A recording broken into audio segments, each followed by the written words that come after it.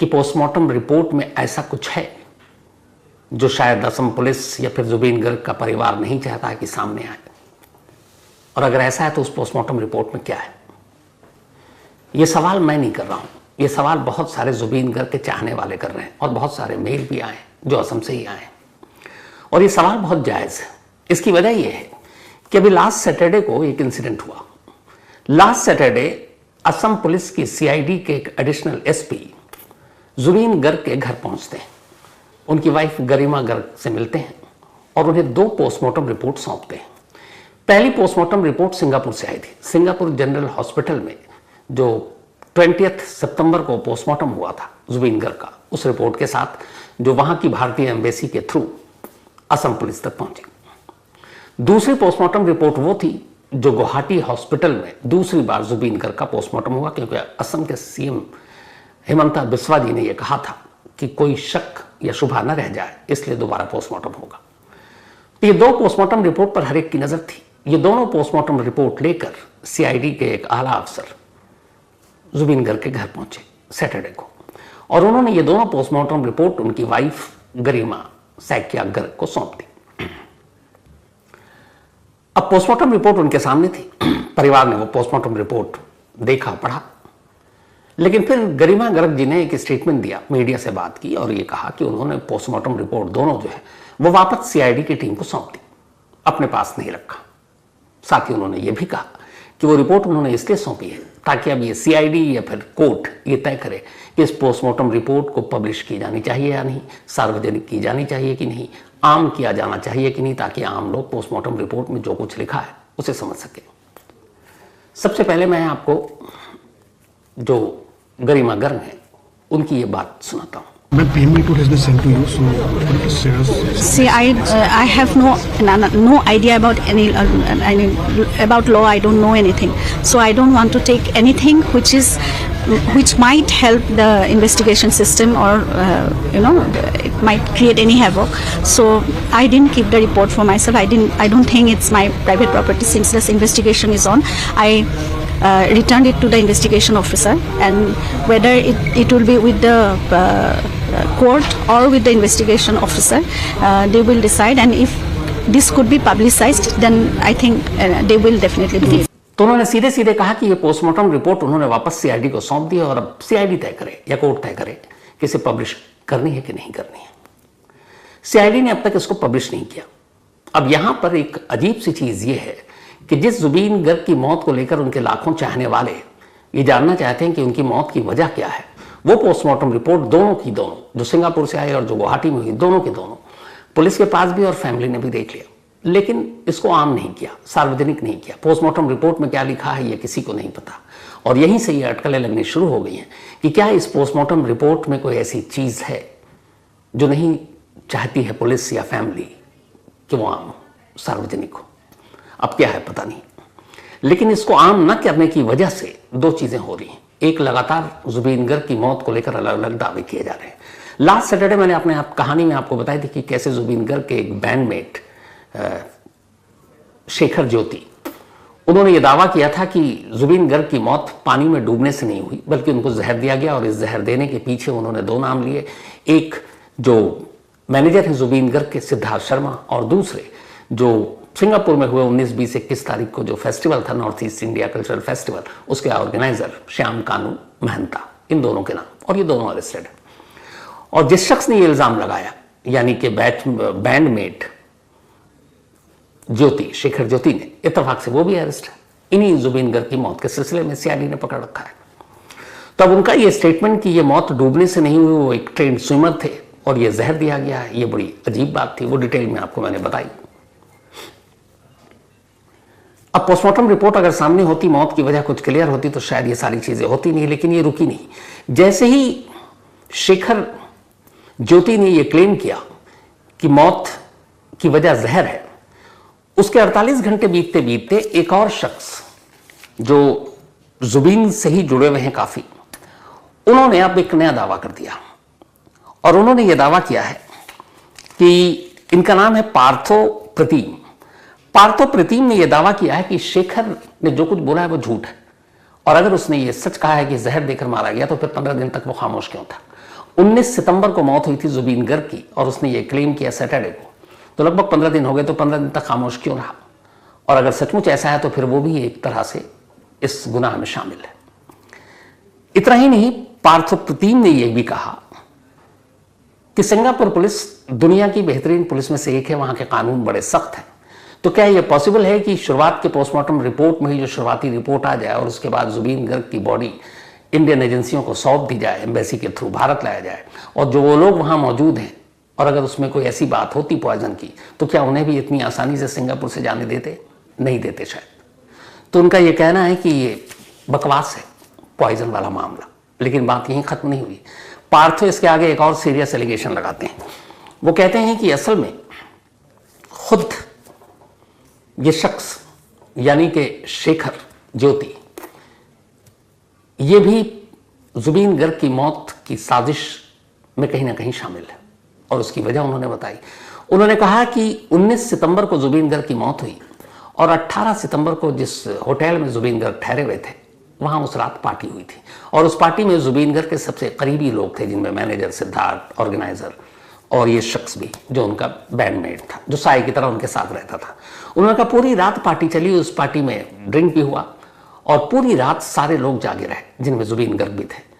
और जब पूरी रात जुबीन गर्ग जागे हुए हैं, तो फिर अगले दिन अगली सुबह उन्हें लेकर समंदर में जाना यॉट पर और फिर स्विमिंग, ये शक पैदा करता है कि एक शख्स पूरी रात थका हुआ है, जागा हुआ है, और उसके बाद अगले ही दिन उसे आप ले गए उसी हालत में, और ये जानते हुए कि उसे दौरा पड़ता है और पानी और आग से खास तौर पर खतरा ज्यादा होता है।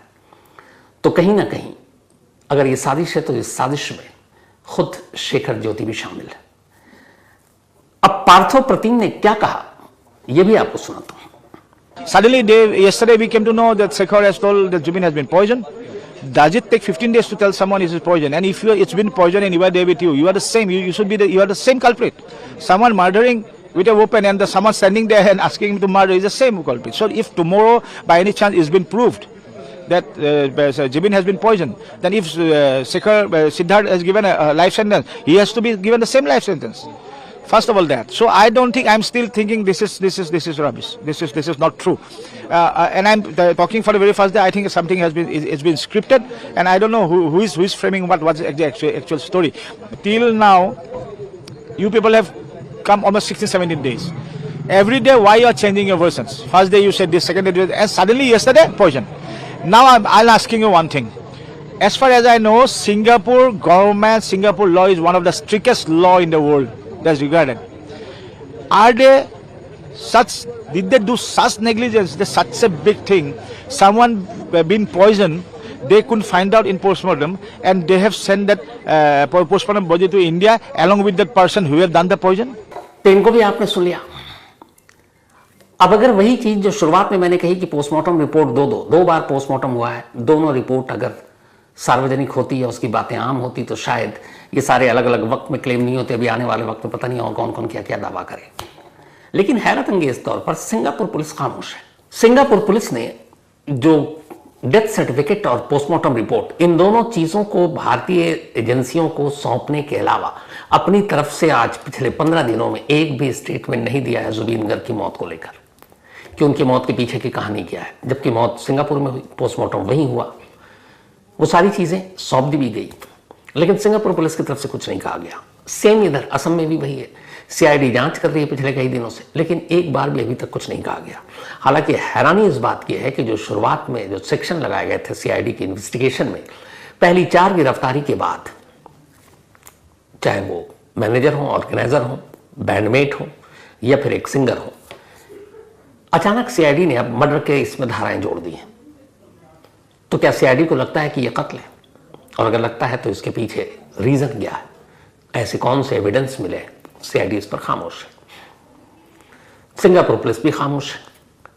अब ऊपर से यह था कि अगर इस केस की जांच हो रही है तो क्राइम सीन सिंगापुर में है, जांच सीआईडी कर रही है असम की, और चीफ मिनिस्टर ऑफ असम यानी हिमंता बिस्वा ने यह स्टेटमेंट दिया है कल कि असम पुलिस या सीआईडी की स्पेशल इन्वेस्टिगेटिव टीम इस मौत की जांच के लिए सिंगापुर नहीं जाएगी।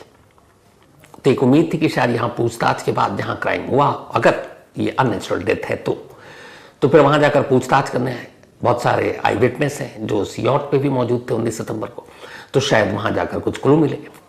लेकिन सीएम का साफ साफ कहना है कि असम की पुलिस सिंगापुर नहीं जाएगी इस केस की इन्वेस्टिगेशन के लिए। उन्होंने रीजन भी बताया। उन्होंने कहा कि असल में ये उनके जुरिस्डिक्शन में है ही नहीं, ये उनसे बाहर की चीजें हैं। असम पुलिस सिंगापुर में जाकर जांच नहीं कर सकती क्योंकि वो उनका इलाका नहीं, और ये फैक्ट। तो फिर जब सिंगापुर जाकर जांच नहीं कर सकती तो फिर इस केस की सच्चाई कैसे सामने आएगी? तो चीफ मिनिस्टर ने यह कहा है, बल्कि असम के लोगों से अपील की है कि जो असमिया बिरादरी के लोग इस वक्त सिंगापुर में हैं, वो उन लोगों पर दबाव डालें, प्रेशर डालें जो 19 सितंबर को उस याट पर मौजूद थे जिसमें जुबीन गर्ग थे, और आखिरी पलों में उनमें से बहुत सारे लोगों ने वीडियो बनाए, फोटो शूट किए। वो आए और आकर सीआईडी के सामने गवाही दें। अब इनमें से कितने लोग आएंगे कहना मुश्किल है, लेकिन सीएम का कहना है कि अगर प्रेशर डाला जाए असमिया बिरादरी पर जो वहां पे विटनेस थे तो शायद ये हल हो सकता है। उन्होंने ये पहली चीज कही। लेकिन इससे भी बड़ी चीज ये कही कि जो एलिगेशन लग रहे हैं, चाहे वो बैंडमेड के जरिए या फिर एक और करीबी पार्थो के जरिए कि पॉइजन दिया गया या रात भर पार्टी हुई, अगले दिन जबरन ले जाया गया, तो सीएम का कहना था। और सीएम की बयान को इसलिए अहमियत दीजिए क्योंकि वो स्टेट के हेड है। पुलिस क्या कर रही है, क्या जांच कर रही है, सब उनकी नॉलेज में होगा। तो उनका ये कहना था कि ये सारे उन लोगों के बयान हैं जो वहां पे मौजूद थे। ये असम पुलिस या सीआईडी या असम गवर्नमेंट के स्टेटमेंट नहीं है। मतलब असम पुलिस ये नहीं कह रही है कि जुबीन गर्ग को जहर दिया गया। असम पुलिस ये भी नहीं कह रही है कि उस रात पार्टी के बाद ले जाने के पीछे कोई साजिश थी। पूरी रात जो शख्स जागा हुआ है, अगले दिनों आप उसको तैराकी पर ले जा रहे हो। तो ये इन लोगों के बयान है और इनके बयान से पुलिस या सरकार का कोई लेना देना नहीं है। पर उन्होंने एक लाइन कही और उस लाइन में एक इशारा भी है, शायद एक सवाल का जवाब भी है।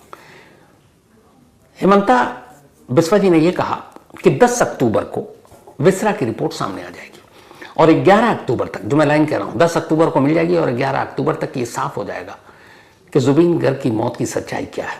क्योंकि विसरा रिपोर्ट से ये पता चल जाएगा, जो क्लेम किया जा रहा है कि जहर दिया गया, पॉइजन की वजह से मौत हुई है, अगर उनके जिस्म में जहर का जरा सा भी अंश था तो विसरा रिपोर्ट इसको साफ कर देगी। तो ये विसरा रिपोर्ट यानी 10 अक्टूबर को जो मिलनी है, 11 अक्टूबर तक तस्वीर क्लियर हो जाएगी। और उन्होंने कहा कि इसके लिए बस 10-11 तक का इंतजार करना है, उसके बाद शायद चीजें साफ हो जाए। अब इतना तो उन्होंने कह दिया कि 10 तारीख को विसरा रिपोर्ट से पता चल जाएगा कि पॉइजन का मामला है कि नहीं है।